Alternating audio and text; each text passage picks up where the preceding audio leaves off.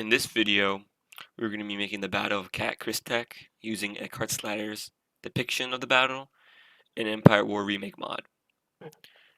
Now, the fleet arrangement for the battle is about 15 carrier cruisers or dreadnought cruisers for the New Republic, plus multiple groups of fighters. I think like 12 X-wing squadrons and like 6 A-wings. You got 5 MC-80s or something, and then a 1 class, while the Empire has 25 carrier cruisers, 6 Star Destroyers with Thrawn, and also rogue squadrons on the Republic squad, or side, I guess. And there's a mobilizer class or interdictor. Now, with this battle, it's obvious that it's going to be an Empire victory, but the whole point of the video is to show what happened if the rebels weren't to escape injured, they just stayed fighting, right? And to see how many losses and if there would be more losses if they, on the Empire side, if they could take out more stuff, then instead of just leaving. And with that, let's begin the battle.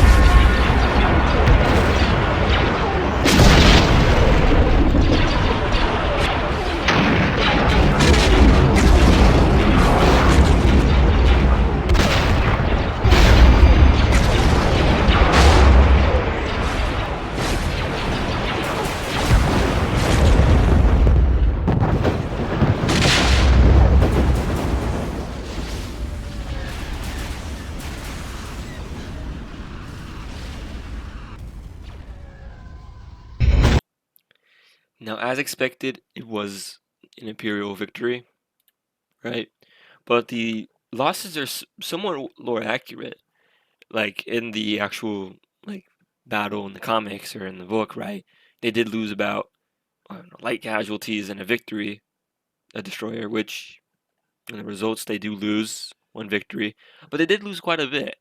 They lost the majority of their fighters, right? They lost the interdictor, which they could just left if they wanted to, right? With that, but I don't know when they got defeated, so it depends.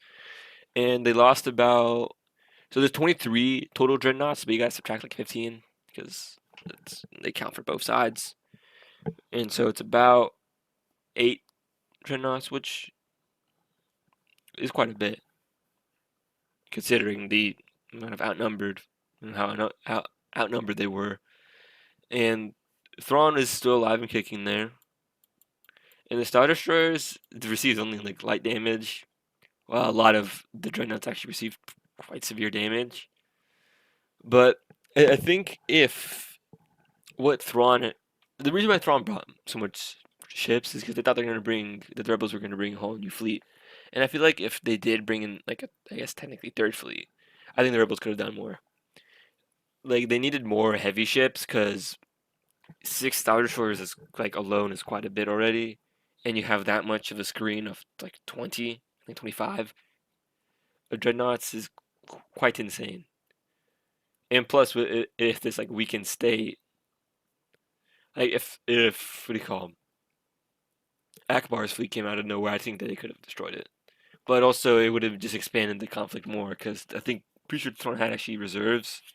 So I don't know if it would have been worth it to try it, but I mean, at this point already, you have like their fighters screen down, so you could just spam bombers like high key. You could just spam bombers and just send like legit like another copy of the first fleet with just like 5 MC-80s and home one, and then just have a bunch of bombers could wipe out a majority of this fleet. Considering the fact that the Star Destroyers are some of them already weakened, but I mean like it's kind of hard to tell because they are quite beefy, but I think that overall the New Republic did as well as they could.